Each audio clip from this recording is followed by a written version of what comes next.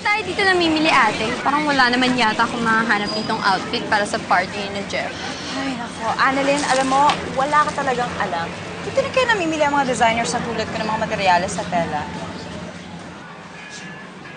Oh my God. Oh my God, ate. Nakikita mo ba yung nakikita ko? Oh, gosh! Oh my gosh! Hi, Jeffrey. Oh, it's you again. Kamusta?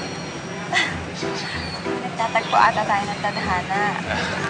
Who think ng isang executive like you ay mamimili din dito sa Divisoria? Wala. Nagre-research lang ako. Kasi after years in the States, gusto ko naman ng first-hand information sa Filipino consumers ngayon. Siyempre, ayoko naman umasa sa mga staff ko doon sa isasubmit sa akin na report nila. True.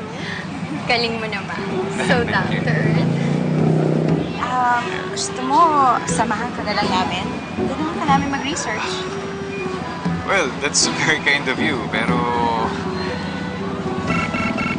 Oh, excuse. Wait lang, ha? Excuse me. Oh, hello. Oh my gosh, Jeffrey! Jeffrey! Oh my God! Oh my God! Ate! Ate! Help us! Oh my God, si Jeffrey! Sure ka? Tulungan ako ni Help! Kuya! Kuya!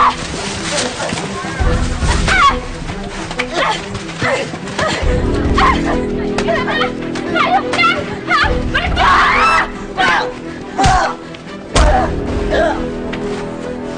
Sir Jeffrey! Jeffrey, tama na! Ano? Ha? Tama na. Tira po yung cellphone. Kuya, kung ano niya. Damputin nyo na yan!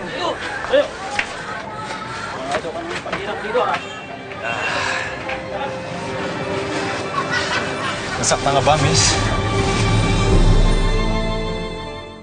Are you okay? Nasaktan ka ba? Nasaktan ka? Okay lang ho ako, Sir Jeffrey. Kayo, yung cellphone niyo ata nasira. Ikaw ang inaalala ko. Dahil delikado yung ginawa mong paghabol sa snatcher. Mabuti hindi ka nasaktan. Ang tapang mo. Pero salamat Salamat sa tulong mo. Wala po yan, Sir Jeffrey. Jeffrey. Huwag mo na akong tawagin, sir. Jeffrey na lang.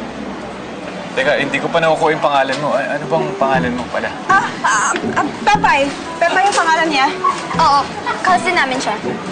Pepay? O, si Mrs. Kasambahay, malayong kamag-anak. Ay, oo, kasambahay namin para si Pepay. Well, Pepay, it's an honor to meet you. At para pasalamatan ka for what you did, I want to invite you to my party. Sa Friday.